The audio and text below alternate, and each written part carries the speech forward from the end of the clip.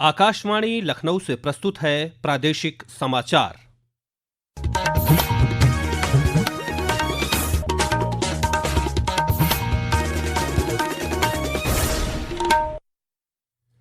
मुख्य समाचार।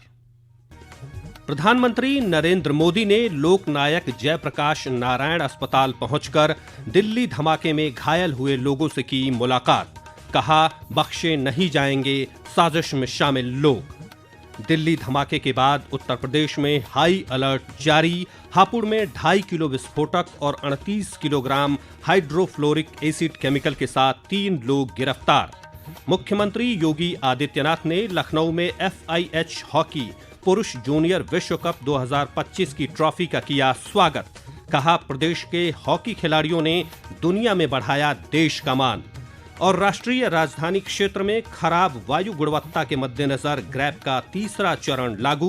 लखनऊ, कानपुर, वाराणसी, गोरखपुर समेत राज्य के 10 जिलों में वायु प्रदूषण बेहद गंभीर स्तर पर।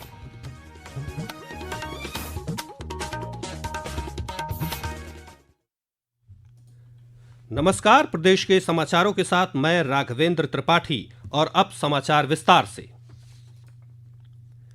प्रधानमंत्री नरेंद्र मोदी ने आज लोकनायक जयप्रकाश नारायण अस्पताल पहुंचकर सोमवार को दिल्ली धमाके में घायल हुए लोगों से मुलाकात की। प्रधानमंत्री भूटान की 2 दिन की यात्रा संपन्न होने के बाद हवाई अड्डे से सीधे अस्पताल पहुंचे। उन्होंने घायलों से बातचीत की और उनके शीघ्र स्वस्थ होने की कामना की। अस्पताल के डॉक्टरों तथा वरिष्ठ अधिकारियों ने प्रधानमंत्री को घायलों के बारे में जानकारी दी। एक सोशल मीडिया पोस्ट में श्री मोदी ने कहा कि इस साजिश में शामिल लोगों को बख्शा नहीं जाएगा। वहीं प्रदेश की राज्य मंत्री गुलाब देवी ने अमरोहा पहुंचकर दिल्ली बम धमाके में जान गंवाने वाले लोगों के परिजनों से मुलाकात कर शोक व्यक्त किया। उन्होंने दोनों मृतकों के परिवारों को सांत्वना दी और कहा कि सरकार मृतकों के परिवारों को हर संभव सहायता प्रदान करेगी। दिल्ली में हुए ब्लास्ट के बाद प्रदेश भर में अलर्ट है। इसी क्रम में हापुड़ के थाना पिलखुआ पुलिस ने चेकिंग के दौरान अलग अलग स्थानों से 3 लोगों को गिरफ्तार किया है।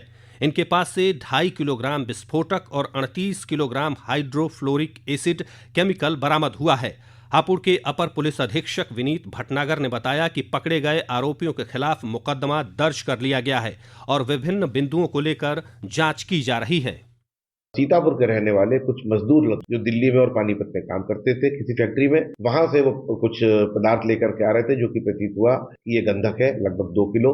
और उसको उन्होंने बताया कि इसको नाल में चलाने के लिए और अपनी पराली जलाने के लिए इसको लेकर के जा रहे हैं। इसकी भी तस्दीक करी जाएगी और इसका भी एक FIR पंजीकृत हुई। तो इस प्रकार से हमारी जो ये सर्चिंग का जो ऑपरेशन चल रहा है उसमें ये 3 घटनाएं प्रकाश में आई है। तीनों में अभियोग पंजीकृत किए गए हैं।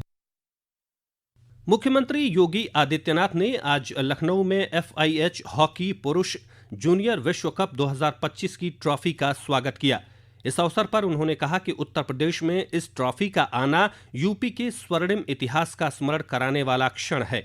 मुख्यमंत्री ने प्रदेश में जन्मे हॉकी के जादूगर के रूप में विख्यात मेजर ध्यानचंद और KD सिंह बाबू को भी याद किया। उन्होंने कहा कि प्रदेश सरकार खेलों को बढ़ावा देने के लिए निरंतर काम कर रही है। हमारी सरकार मेरठ में मेजर ध्यानचंद स्पोर्ट्स यूनिवर्सिटी का निर्माण कार्य कर रही है। इसके साथ ही भारतीय हॉकी के यशस्वी जो खिलाड़ी थे श्री KD सिंह बाबू की स्मृति को जीवंत बनाए रखने के लिए बाराबंकी में स्थित उनके पैतृक आवास को हॉकी इंडिया के एक अच्छे म्यूजियम को बनाने की कार्रवाई वहां पर वर्तमान में राज्य सरकार की चल रही है। उत्तर प्रदेश ने अनेक ऐसे हॉकी के खिलाड़ी दिए हैं जिन लोगों ने हॉकी इंडिया को गौरवान्वित करके भारत को दुनिया में एक सम्मान दिलाया है। FIH हॉकी पुरुष जूनियर विश्व कप 2025 का आयोजन 28 नवंबर से 10 दिसंबर तक चेन्नई और मदुरै में होगा।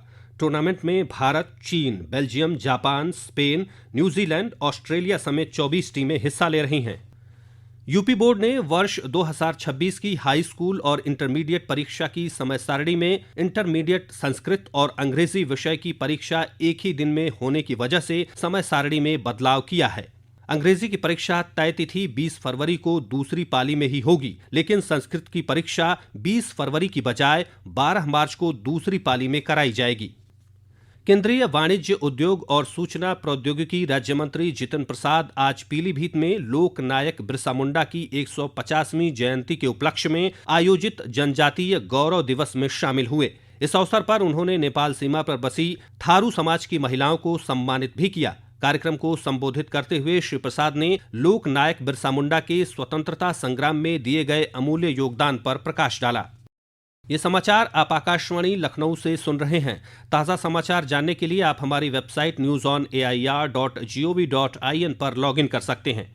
इसके साथ ही आप प्रादेशिक समाचारों का ये बुलेटिन हमारे YouTube channel news on AIR Lucknow पर भी सुन सकते हैं। प्रदूषण का स्तर गंभीर श्रेणी में पहुंचने और वायु गुणवत्ता सूचकांक 401 से 450 पहुंचने के बाद दिल्ली NCR में ग्रैप का तीसरा चरण लागू किया गया है। इसके तहत कई प्रतिबंध और दिशा निर्देश राष्ट्रीय राजधानी में लागू हो गए हैं। पेश है एक रिपोर्ट। दिल्ली NCR में वायु प्रदूषण खतरनाक स्तर पर पहुंच गया है। राष्ट्रीय राजधानी क्षेत्र में वायु गुणवत्ता बेहद खराब से बढ़कर गंभीर स्तर पर पहुंच गई है। इसको देखते हुए वायु गुणवत्ता प्रबंधन आयोग ने NCR में ग्रेप 3 के सभी उपाय तुरंत प्रभाव से लागू कर दिए हैं। इस दौरान गैर जरूरी निर्माण और विध्वंस गतिविधियों पर पूर्ण प्रतिबंध लगाया गया है। साथ ही PS3 पेट्रोल और BS4 डीजल के 4 पहिया वाहनों पर भी प्रतिबंध लगा दिया गया है। हालांकि आवश्यक वस्तुएं, आवश्यक सेवाएं प्रदान करने वाले वाहनों पर कोई भी रोक नहीं है। विशाल धर दुबे, आकाशवाणी समाचार, गौतम बुद्ध नगर। वहीं प्रदेश के अन्य हिस्सों में भी वायु प्रदूषण खतरनाक स्तर पर दर्ज किया गया है। लखनऊ 204, वाराणसी 269 AQI और गोरखपुर 409 AQI स्तर के साथ सबसे अधिक वायु प्रदूषण वाले शहर हैं। वहीं मेरठ, जौनपुर, हापुड़, अलीगढ़, बागपत और बुलंदशहर में भी वायु प्रदूषण का स्तर बेहद खराब स्तर पर बना हुआ है। पूरा देश राष्ट्रगीत वंदे मातरम की रचना के 150वें वर्ष का उत्सव मना रहा है। इस गीत ने भारतीयों की कई पीढ़ियों को एकजुट रहने और राष्ट्रीय भावना से गौरवान्वित होने के लिए प्रेरित किया। प्रस्तुत है वंदे मातरम के सबसे लोकप्रिय और मान्यता प्राप्त संस्करण राग देश पर एक रिपोर्ट। वंदे मातरम की राजसी धुन देशभक्ति की गहराइयों को प्रतिध्वनित करते हुए राग देश में बुनी गई है। वंदे मातरम का सबसे लोकप्रिय और मान्यता प्राप्त संस्करण राग देश में आधारित है। महान शास्त्रीय गायक पंडित भीमसेन जोशी ने राग देश में उनके भाव विभोर कर देने वाले गायन ने भक्ति की ऐसी ज्वाला प्रज्वलित की कि मानो मातृभूमि का सार हर सुर, हर वाक्य और हर ताल में समा गया हो। वंदे मातरम की अंगिनत धुनें और रचनाएं हमारी समृद्ध और विविध संगीत विरासत का अभिन्न अंग हैं। शिवांग और सौम्या की रिपोर्ट के साथ समाचार कक्ष से शक्ति सिंह। आज लोक सेवा प्रसारण दिवस है। यह दिवस हर वर्ष 12 नवंबर को राष्ट्रपिता महात्मा गांधी के रेडियो से दिए गए ऐतिहासिक संबोधन के उपलक्ष्य में मनाया जाता है।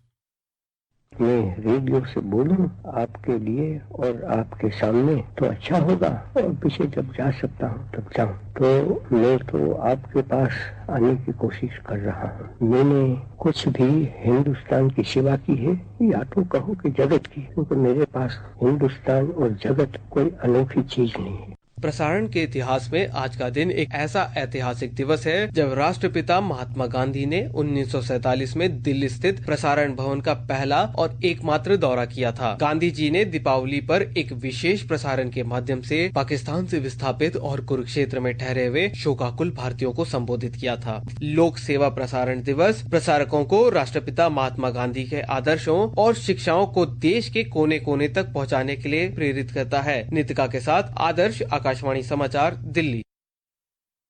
प्रदेश के कृषि मंत्री सूर्य प्रताप शाही ने आज वाराणसी में आयोजित विंध्याचल मंडल की रबी उत्पादकता गोष्ठी में शिरकत की। इस दौरान कृषि मंत्री ने किसानों से जैविक खेती को बढ़ावा देने का आह्वान किया। उन्होंने किसानों से अपील की कि सरकार द्वारा उपलब्ध बीज और खाद प्राप्त कर समय से बुआई करें, जिससे उत्पादकता बढ़ाई जा सके। जौनपुर के वीर बहादुर सिंह पूर्वांचल विश्वविद्यालय में जल्द ही अत्याधुनिक ऑटोमेटिक वेदर स्टेशन स्थापित किया जाएगा। यह ऑटोमेटिक वेदर स्टेशन मौसम संबंधी जानकारियां स्वचालित रूप से एकत्र कर सीधे केंद्रीय सर्वर पर भेजेगा। और अंत में मुख्य समाचार एक बार फिर। प्रधानमंत्री नरेंद्र मोदी ने लोक नायक जयप्रकाश नारायण अस्पताल पहुंचकर दिल्ली धमाके में घायल हुए लोगों से की मुलाकात। कहा, बख्शे नहीं जाएंगे साजिश में शामिल लोग। दिल्ली धमाके के बाद उत्तर प्रदेश में हाई अलर्ट जारी। हापुड़ में 2.5 किलो विस्फोटक और 38 किलोग्राम हाइड्रोफ्लोरिक एसिड केमिकल के साथ 3 लोग गिरफ्तार। मुख्यमंत्री योगी आदित्यनाथ ने लखनऊ में FIH हॉकी पुरुष जूनियर विश्व कप 2025 की ट्रॉफी का किया स्वागत। कहा, प्रदेश के हॉकी खिलाड़ियों ने दुनिया में बढ़ाया देश का मान। और राष्ट्रीय राजधानी क्षेत्र में खराब वायु गुणवत्ता के मद्देनजर ग्रैप का तीसरा चरण लागू। लखनऊ, कानपुर, वाराणसी, गोरखपुर समेत राज्य के 10 जिलों में वायु प्रदूषण बेहद गंभीर स्तर पर। इसी के साथ प्रादेशिक समाचारों का ये बुलेटिन समाप्त हुआ। अगला बुलेटिन रात 8 बजे FM पर प्रसारित किया जाएगा। नमस्कार।